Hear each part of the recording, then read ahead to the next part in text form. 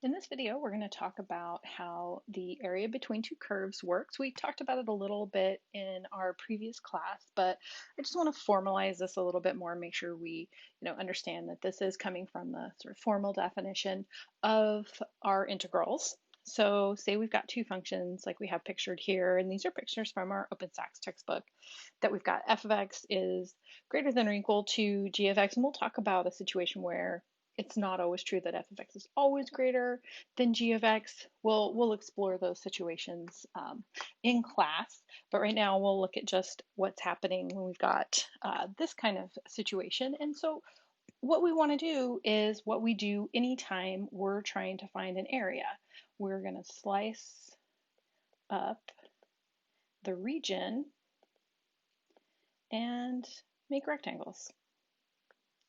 So that's the picture, of course, that we have a little bit further down on our slide here, is that we can take our area and slice up into little rectangles that are all the same width, our delta x.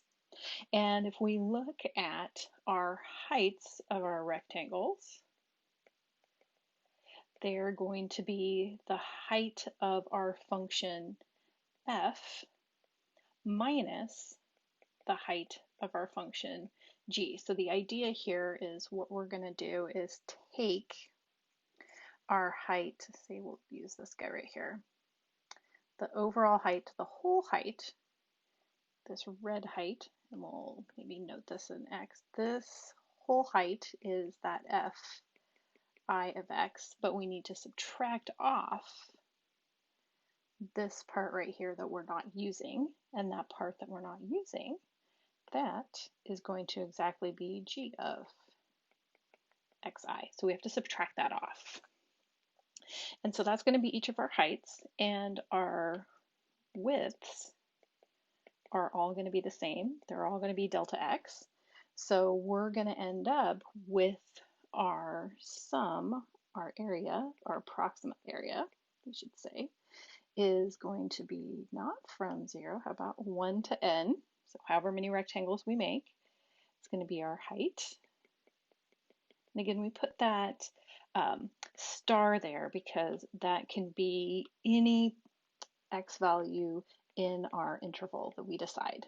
It could be the left-hand endpoints, it could be the right-hand endpoints, or it can be the midpoints, or it could be whatever is going to give us the least amount of error. And then each of these heights is going to get multiplied by our width, our delta x. And if we take the limit as n goes to infinity, and again, we've talked about it's been a little while, or we can talk about it as delta x going to 0. So either we can think about it as we're getting more and more rectangles, or that the width of our rectangles is getting smaller and smaller. So either limit, kind of however you want to think about it. This is our integral. We've seen this before. This is going to be our integral from a to b of f of x minus f of g dx. Just remember our delta x turns into dx, and this is just our two functions. So there's only a couple things that we really have to be careful with this. We have to make sure we're distributing a minus sign. We have to make sure we know which function is the function that's the top function, which function is the bottom function. So we're going to be using Desmos to help us get some graphs, things like that. So here's the actual theorem that we're using. So we've got f of x and g of x are continuous functions. F of x is greater than or equal to g of x on our interval. And then the region bounded by the graph of f above and below by the graph of g is our integral from a to b of f of x minus g of x. So let's take a look at an example here. So we've got two functions, and this one's slightly different. They didn't give us a to b. They just said find the area enclosed by these two functions. So what that's implying is that these two functions, one's going to be a downward parabola, one's going to be an upward parabola. I'm just drawing a quick picture so we kind of know what we are looking at here. This is going to be a downward parabola, f of x. G of x is going to be an upward parabola. And they're going to likely cross at some couple of spots, and they're going to make a region. So what we've got to figure out is where is it that they cross each other. So that we can do by taking these two functions and setting them equal to each other. And this ends up being not too bad. We've got to, get all of our terms all on one side because we just have a quadratic function. We've solved all sorts of things like this before. And we can factor it, and we get 0 and 3 are two places that we intersect. So the idea is that's going to be at x equals 0, and that's going to be at x equals 3.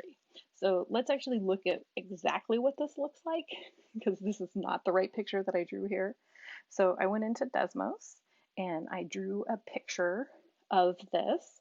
So f of x is the purple graph, and we can kind of highlight it even more. So here's our upside down parabola for f of x, and then g of x is that black graph right here. And then I labeled our two places where they intersect. They intersect at 0, 0, and at 3, 3. And we really only care about actually what the x values are for this function, because that gives us our a and our b. So that's telling us that we're looking at from a being 0 to b being 3. And it also helps us verify, okay, g of x, that's the bottom function. F of x, that's the top function. You do have to be careful. Books love to label them opposite of how they're labeled in the definition. So that's something you really do need to be careful at, and don't take books on their word. Sometimes they're really nice and they label them the proper way. Sometimes they don't. It's kind of a rude thing that they do. So our area is going to go from 0 to 3, and it's going to be our function that's on top, which is our f of x, minus that g of x. So what I was saying before is one of the things that we have to be really careful about is this subtraction right here, and we have to make sure that we're subtracting all of that second function. So we've got to make sure that we're distributing that minus sign. And the minute we do that, then this is an integral that we've done before. We can combine like terms to make this a little bit easier for us to do, but it's not so bad. It's really just that matter of us figuring out which is the one on the top, which is the one on the bottom, and what our limits of integration is. So we're going to get negative 2/3 x cubed plus 3x squared for our integral. We're going to look at it from 0 to 3. And then we're going to plug 3 into that function, and minus plugging in 0, which is just going to give us 0.